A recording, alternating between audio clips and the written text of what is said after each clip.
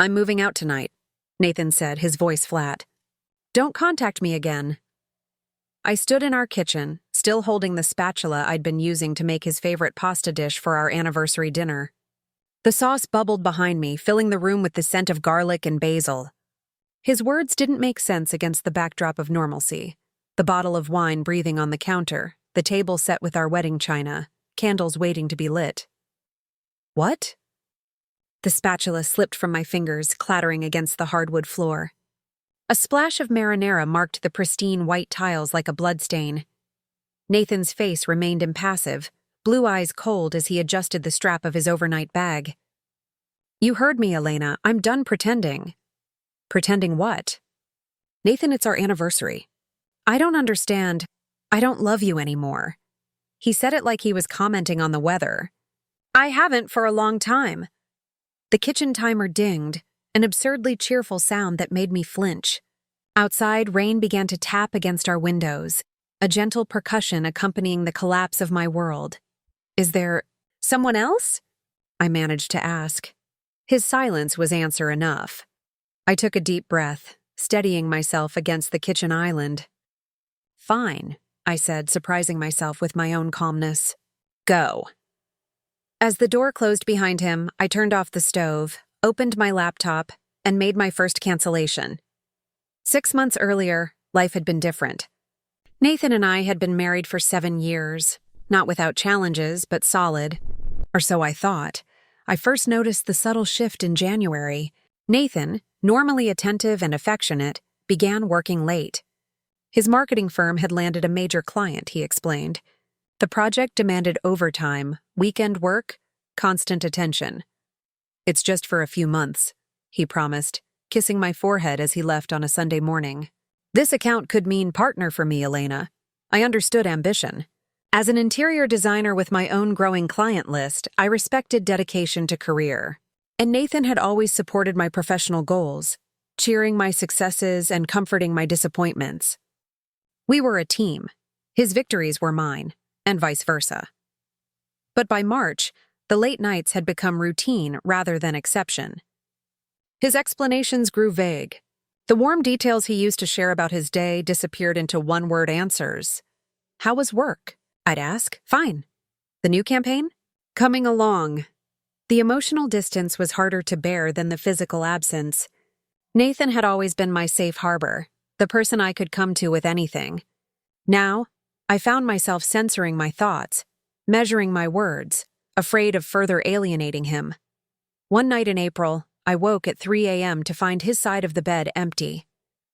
When I padded downstairs, I found him in the dark living room, the blue light of his phone illuminating his face.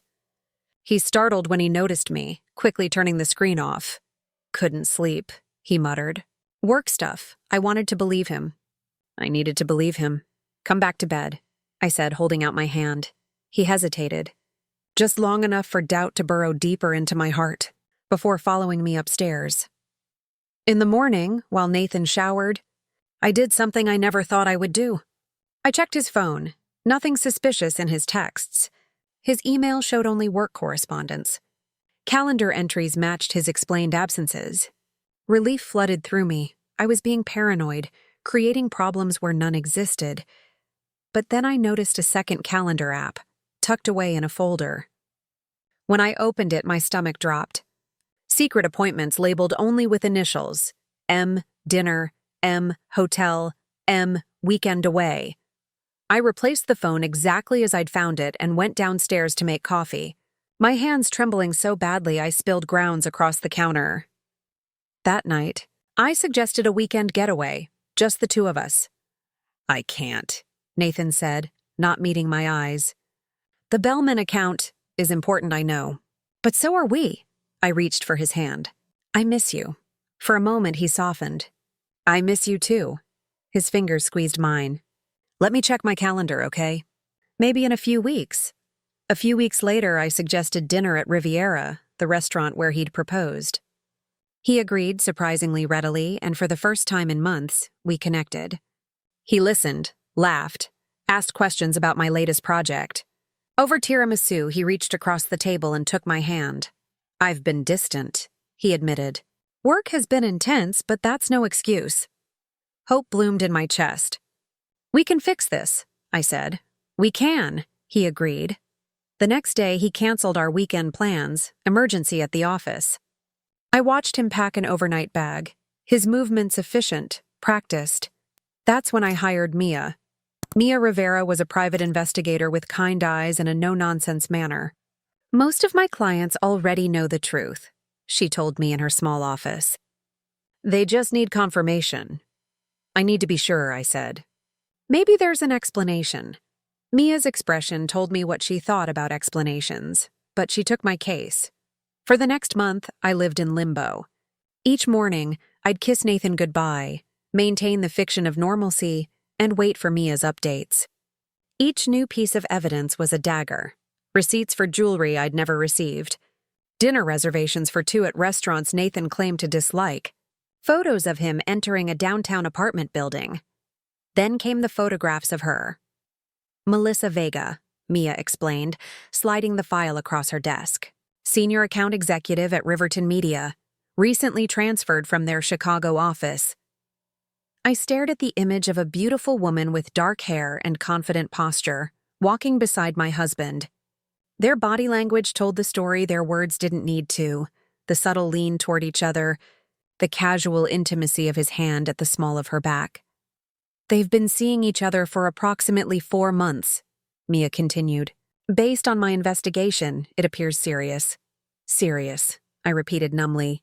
I'm sorry, Elena. There's more. Mia hesitated. Financial records show he's been moving money into a separate account, and he's been looking at apartments. I sat perfectly still, absorbing the information. He's planning to leave me. It appears that way. That night, I watched Nathan across our dinner table, this stranger I'd shared a bed with for 7 years. I searched his face for signs of guilt, remorse, anything human. All I saw was impatience, as if our dinner was keeping him from somewhere he'd rather be. Someone. Nathan, I said quietly. Is there anything you want to tell me? He looked up from his phone, distracted. About what? About us. About why you've been so distant. His expression shuddered. I told you work has been... Please don't lie to me. My voice remained steady. Not anymore. For a moment, I thought he might confess. Instead, he pushed back from the table. I have a conference call. We'll talk this weekend, okay? He didn't come home that night. Or the next. When he finally returned Sunday evening, he acted as if nothing had happened. I said nothing about what I knew. Instead, I began to plan. First, I visited a lawyer. Gregory Chen was a college friend who'd become one of the city's top divorce attorneys. He listened without judgment as I laid out the situation. You have options, Greg assured me. But timing is critical. If he's moving assets, we need to act before more disappears. I don't want a messy public battle, I told him. I just want what's fair. Greg's smile was grim. Fair went out the window when he started hiding money, Elena. But we can still aim for efficient. Over the next several weeks, I gathered documentation, bank statements, property records, tax returns. I photographed valuables, documented assets, and compiled a comprehensive record of our life together. All while maintaining the facade of the patient, unsuspecting wife. Nathan never noticed. He was too absorbed in his double life to see that I was constructing one of my own. Meanwhile, our anniversary approached. 8 years since we'd stood before friends and family, promising forever. I made reservations, bought a new dress, acted excited.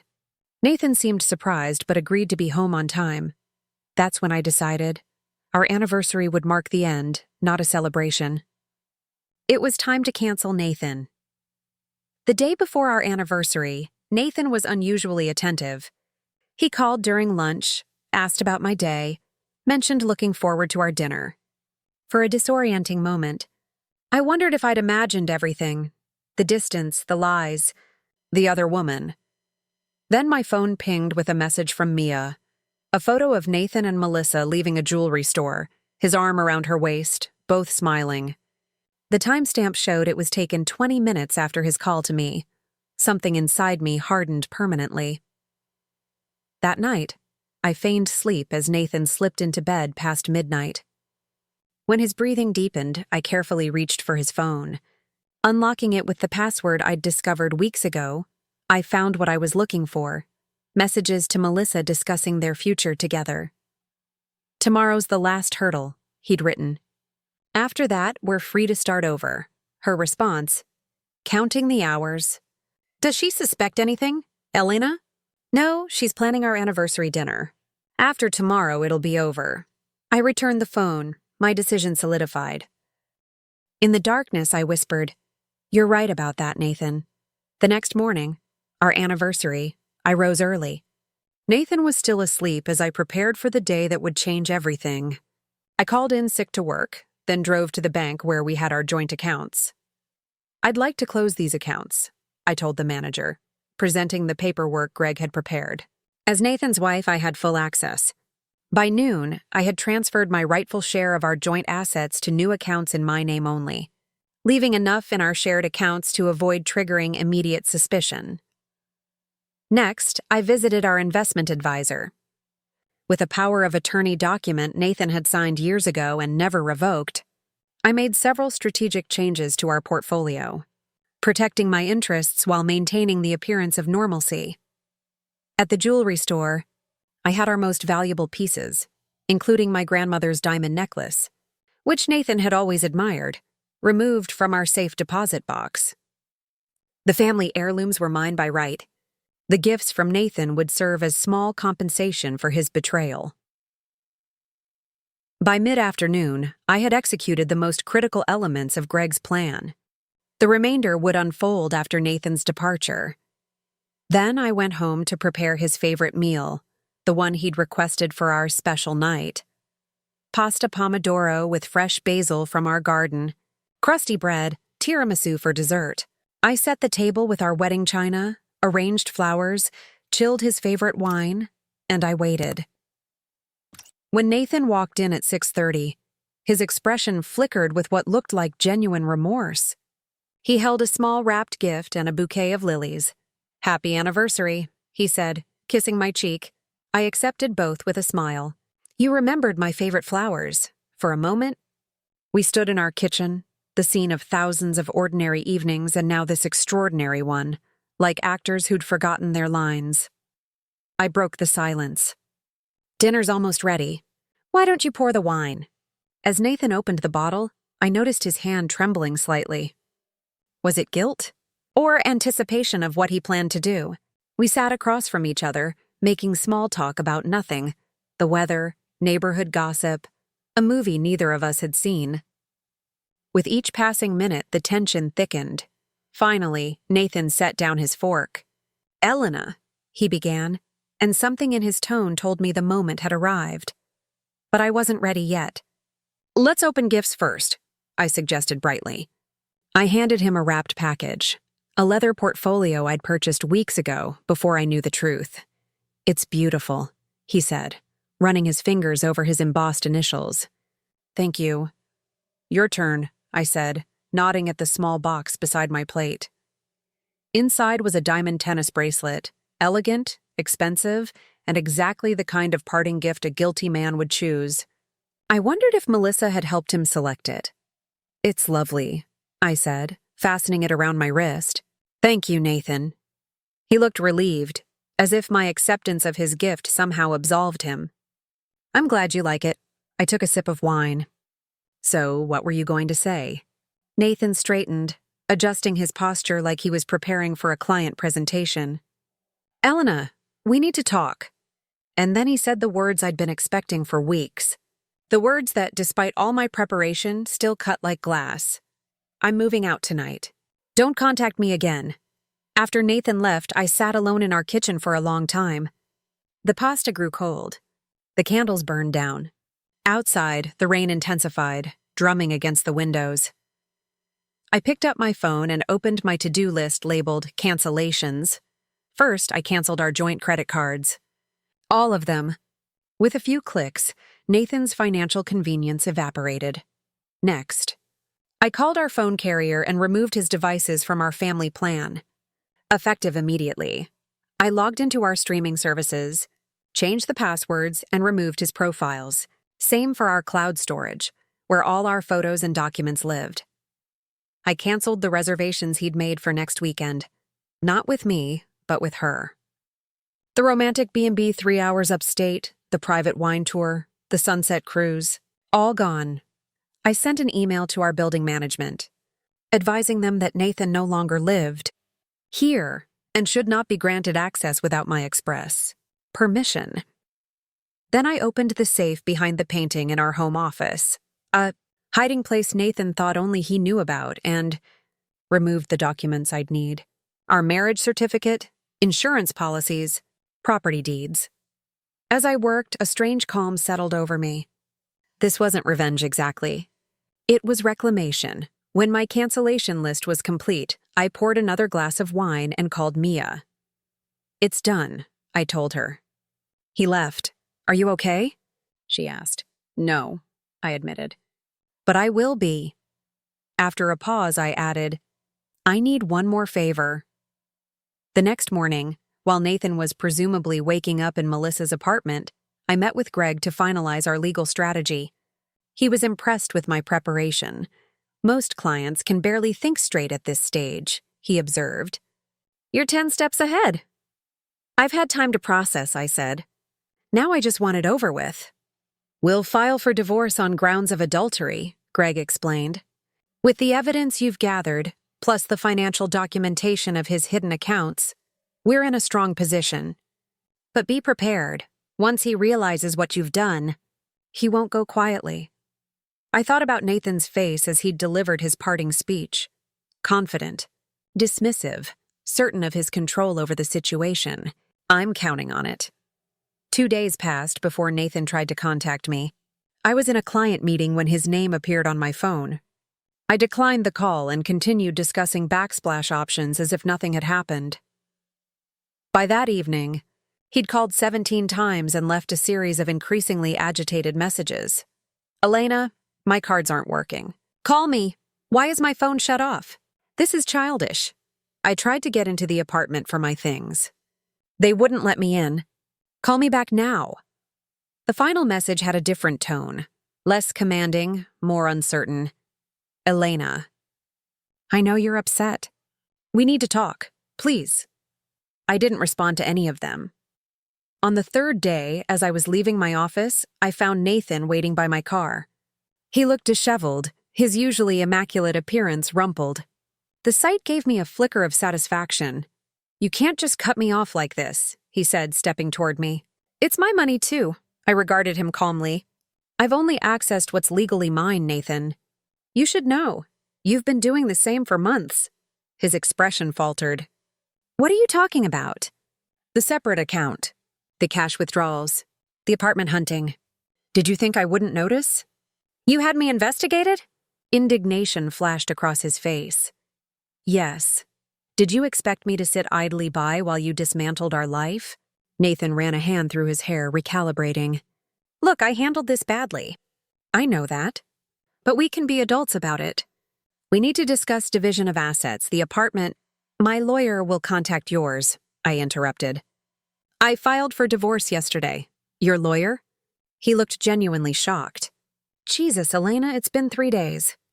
Don't you think you're overreacting?" I stepped closer, close enough to catch the familiar scent of his cologne, the one I'd given him last Christmas. "You spent 4 months planning your exit, Nathan. You moved money, found a new place, built a relationship with another woman. You came home on our anniversary and told me not to contact you again. And now you're surprised that I'm prepared? That I've acted decisively?" "I was going to tell you," he protested weakly. "That night. But you were so happy about our anniversary." "I couldn't. How considerate." I unlocked my car. "By the way, your reservations at Whispering Pines are canceled." I hope Melissa wasn't too disappointed. The color drained from his face. "You had no right—" "Actually, I did. The reservation was under our joint account. The one you've been emptying." I got into my car and started the engine. "Nathan, you said don't contact you again. I'm honoring your request. Please do the same." As I drove away, I glanced in my rearview mirror. Nathan stood motionless in the parking lot, looking smaller than I'd ever seen him. That night, I received a text from an unknown number, Melissa. We need to talk. About Nathan. I blocked the number without responding. The following week passed in a blur of legal meetings, work deadlines, and practical matters of separation. I changed the locks on the apartment. I informed our friends about the situation, not with dramatic accusations, but with simple facts. Nathan has moved out. We're divorcing. Most were stunned. We'd been the stable couple in our social circle, the ones others looked to for relationship advice. Their reactions ranged from disbelief to outrage on my behalf. I accepted their support graciously but maintained my composure. No public breakdowns. No vindictive social media posts. No drama for Nathan to use against me. 10 days after his departure, Nathan's lawyer contacted Greg. They wanted to discuss settlement terms. Privately. Quickly. He's feeling the pressure, Greg explained. The canceled cards, the locked apartment, the adultery claim. He wants this to go away. Good, I said. What are they offering? Honestly, more than I expected. He'll surrender all claim to the apartment. Split retirement accounts and investments 60-40 in your favor. No alimony from either side. I considered the proposal. And in return, you drop the adultery claim. Make it irreconcilable differences. Keep the details private. He's protecting his reputation. And probably hers, Greg nodded. It's a solid offer, Elena. We could fight for more, but litigation is expensive and exhausting. This gives you a clean break and fair compensation. I want one addition, I said. The vacation property in Maine. Non-negotiable. The lakeside cabin had been a point of contention. Nathan's family had owned it for generations, but we'd renovated it together, poured our savings into transforming it from a rustic hunting lodge to a comfortable retreat. I had no sentimental attachment to it. This was about principle. They won't like that, Greg warned. Then they can explain to a judge why Nathan was funneling money into a secret account while planning to abandon his marriage. 3 days later, Nathan agreed to my terms. The final confrontation came unexpectedly. I was at Riviera, yes, the same restaurant where Nathan had proposed, where we'd briefly reconnected months earlier, having dinner with a client when I saw them, Nathan and Melissa, being seated across the dining room. For a moment, our eyes met. I saw shock register on his face, then uncomfortable recognition. Melissa followed his gaze, her expression curious. I turned back to my client, continuing our conversation without missing a beat. Throughout dinner, I never looked in their direction again, though I felt Nathan's attention like a physical touch. As I waited for the valet to bring my car, Nathan approached alone. Elena. Nathan. An awkward silence stretched between us. You look well, he finally said. Thank you. He shifted uncomfortably. I signed the papers this morning. I know. Greg called me. Another pause. Was any of it real? I asked suddenly, surprising myself. Or was I just convenient until something better came along? Nathan's expression softened. It was real. For a long time it was real. He hesitated. I never meant to hurt you. I laughed, a short hollow sound. Yet here we are. I made a mistake, he admitted. Not just Melissa. The way I handled everything. Yes, you did. The valet pulled up with my car. As I reached for the door, Nathan spoke again. For what it's worth, I'm sorry. I turned to face him one last time. It's worth exactly nothing, Nathan. But I accept your apology. Not because you deserve forgiveness, but because I deserve peace. I got into my car and drove away without looking back. 3 months after Nathan moved out, I stood in my apartment, surrounded by freshly painted walls and new furniture. I'd redecorated completely, erasing any trace of our shared aesthetic. The space now reflected only my taste, my preferences, my life. The divorce was finalized with remarkable speed and minimal drama. Nathan, it seemed, was eager to move forward with Melissa, and my careful preparation had left little room for dispute. In the end, I'd received everything Greg and I had targeted. The apartment, my fair share of our assets, and yes, the cabin in Maine. I'd listed the cabin immediately. It sold within weeks to a young family looking for a summer retreat. I donated the proceeds to a women's shelter that had helped my mother years ago after my father left. The symmetry felt right, turning Nathan's legacy property into a lifeline for others rebuilding after betrayal. My phone chimed with a text from Mia. Package delivered. I smiled and opened my laptop to check email. There it was, a message from Mia with a video attachment. I clicked play. The footage showed Nathan and Melissa in what appeared to be a heated argument outside her apartment building. No audio, but their body language told the story. Her arms waving animatedly, his defensive posture, both of their faces contorted with anger. This wasn't the first such video. For the past month, Mia had been sending regular updates. Not because I'd asked her to continue surveillance, but because she'd discovered something I hadn't known to look for. Melissa was married. Her husband, currently deployed overseas, had been unaware of her relationship with Nathan. Until, that is, he received an anonymous package containing irrefutable evidence of their affair. The fallout had been swift and catastrophic. Melissa's husband had filed for divorce. Her employer, a company with a strict morality clause and close ties to military contracts, had placed her on unpaid leave pending investigation. And Nathan, who had sacrificed his marriage for this new beginning, found himself trapped in a rapidly deteriorating situation. I watched the video twice, searching for emotions that didn't come: satisfaction, vindication, joy at Nathan's misfortune. Instead, I felt only a quiet completion, a narrative arc reaching its logical conclusion. I closed the laptop without responding to Mia. This would be the last update I needed. That evening, I hosted a dinner party, my first in the redesigned apartment. 6 friends gathered around my new dining table, bringing wine, conversation, and the comfortable warmth of chosen family. None mentioned Nathan. His name had faded from our shared vocabulary. As I served dessert, Camille raised her glass. "To Elena," she said, "for showing us all how to rise from the ashes with grace." I smiled at the kind words, though they didn't quite capture my experience. I hadn't risen from ashes. I'd never allowed myself to be fully consumed by the fire. Instead, I'd recognized the smoke, calculated my escape, and rebuilt while the blaze was still smoldering. Later, after my guests had departed, I stood at my bedroom window, looking out at the city lights. My phone buzzed, an unfamiliar number. I almost ignored it, but curiosity won out. "Elena? It's Melissa." I considered hanging up, but instead said nothing, waiting. "I know you're there," she continued, her voice strained. I thought you should know. About Nathan. I'm not interested in— He's been lying to me," she interrupted. "About everything. The divorce settlement, his finances, his job, even about you." Despite myself, I asked, "What about me?"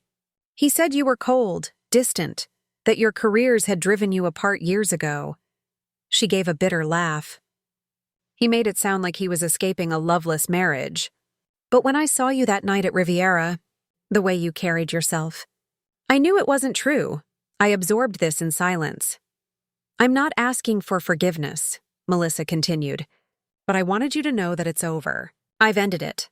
Why are you telling me this?" "Because," she hesitated, "I thought maybe you sent those pictures to my husband." "As revenge." "I didn't," I said truthfully. I hadn't sent them. Mia had on her own initiative, after discovering Melissa's marital status. I'd never instructed her to do so, but I hadn't stopped her either. "Then who— does it matter?" The truth came out. As it always does. After a long pause, Melissa spoke again. "You know, he still talks about you. Says leaving was his biggest mistake." "That's his problem," I said without heat. "Not mine." "You're stronger than I would be," she admitted. "In your position. It's not about strength," I told her. "It's about value.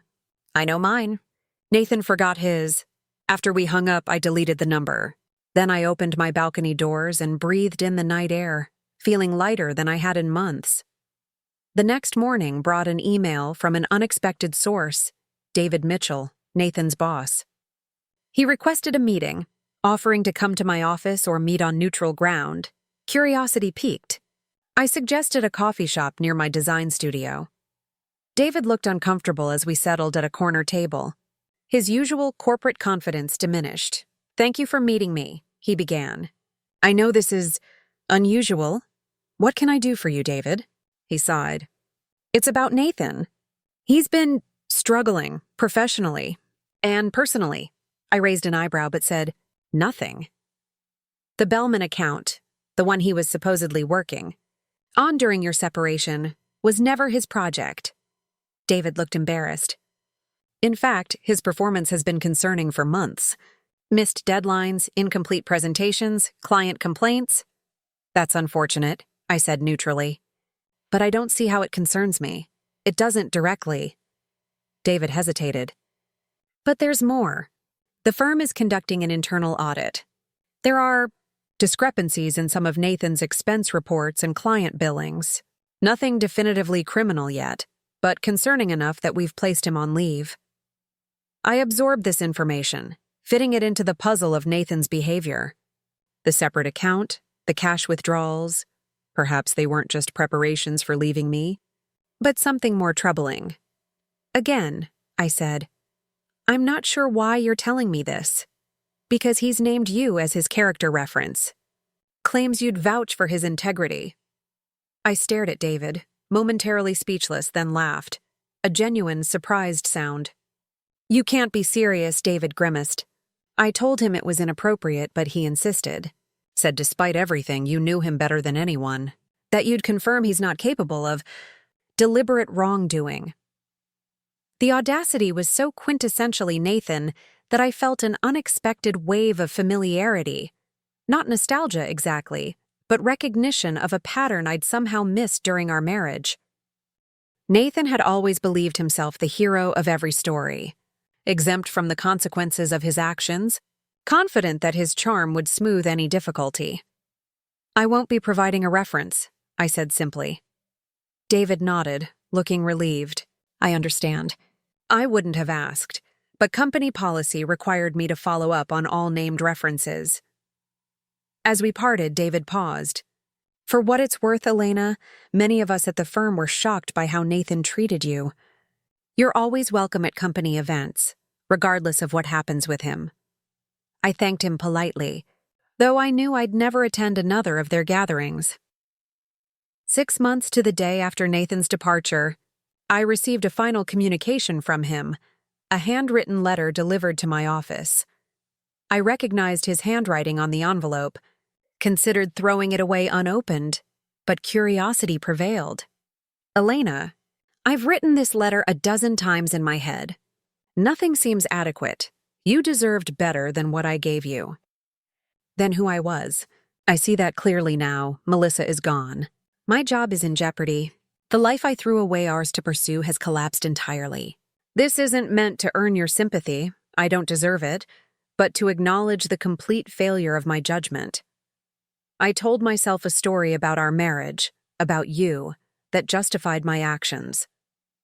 It was a lie. You were never the problem. Your strength in the aftermath of my betrayal has shown me the quality of the woman I foolishly discarded. I don't expect forgiveness. I don't expect another chance. I only want you to know that I recognize the harm I caused, and I will regret it for the rest of my life. The enclosed key is to a storage unit containing items from our life together that might hold meaning for you. Photo albums, gifts from your family, things I took that weren't mine to take. Whatever you choose to do with them, or this letter, know that I will always hold our years together as the best of my life, even if I failed to honor them as I should have. With deepest regrets, Nathan and I sat for a long time holding the letter, feeling the weight of the storage unit key in my palm. Emotions I'd kept carefully compartmentalized threatened to surface. Not love or longing, but something more complex. The grief for a future that had died, for the person I'd believed Nathan to be. Finally, I placed the letter in my desk drawer. Not to keep, but to respond to later, when I'd processed my thoughts. That evening, I drove to the storage unit. Inside were neatly labeled boxes, Elena's family photos, wedding album, Elena's awards, heirloom jewelry. Items I hadn't realized were missing. Pieces of my history Nathan had taken in his hasty departure. I loaded everything into my car, except the wedding album, which I left on top of a box labeled Nathan's Childhood Mementos. I locked the unit, leaving the key in the door. 2 weeks later, I sent a brief email to the address Nathan had included with his letter. Nathan, I received your letter and retrieved my belongings from the storage unit. Thank you for returning them. I won't pretend your words didn't affect me. They did. But not in the way you might hope or expect. What I feel isn't forgiveness or reconciliation, but closure. Your acknowledgement of the harm you caused doesn't undo it, but it completes a circle. It allows me to file our story away with an ending that makes narrative sense. I don't wish you ill. I simply wish you away from me permanently. Whatever path your life takes from here, I hope it leads you toward becoming someone who wouldn't do to another what you did to me. This is the last communication we'll have. I've instructed my lawyer to handle any remaining practical matters. Goodbye, Nathan. Elena, I didn't wait for a response. There was nothing more to say. 1 year to the day after Nathan left, I hosted another dinner party. The gathering was a celebration, not of the anniversary of his departure, which held no significance for me anymore, but of my new home. I'd sold the apartment, with its lingering ghosts, and purchased a townhouse in a different neighborhood. A place without memories or associations. As my friends raised their glasses in toast, I looked around at the life I'd built from the wreckage of betrayal. My design business was flourishing. I'd developed new friendships and deepened old ones. I'd even begun dating again, cautiously but optimistically. Nathan had wanted me to disappear silently, to accept my cancellation with grace. Instead, I'd canceled the future he planned, replacing it with something entirely my own. The pasta sauce recipe I'd been making the night he left now had a new name among my friends. Beginning again, Pomodoro. The marinara stain on the kitchen tile of my old apartment had never completely disappeared. I'd left it there deliberately, a mark of transformation rather than damage. Later that night, after everyone had gone, I stood in my new kitchen, savoring the quiet. My phone buzzed with a text from a man I'd been seeing, not seriously yet, but with pleasant possibility. Had a great time tonight. Your friends are wonderful. Sleep well. I smiled and replied, then set my phone aside. Whatever came next, relationship, solitude, some combination of both, would be my choice. My story to write. Outside, rain tapped against my windows, a gentle percussion accompanying the construction of my world. And that wraps up today's story. Now we want to hear from you. Where are you watching from? Drop your city or country in the comments, and let's see how far these stories reach. If this story moved you or gave you chills, give it a like, share, and subscribe for more powerful stories. One last thing, rate the story from 1 to 10 in the comments. Your feedback helps us bring you even better ones next time. Thanks for watching. We appreciate you being part of this storytelling journey.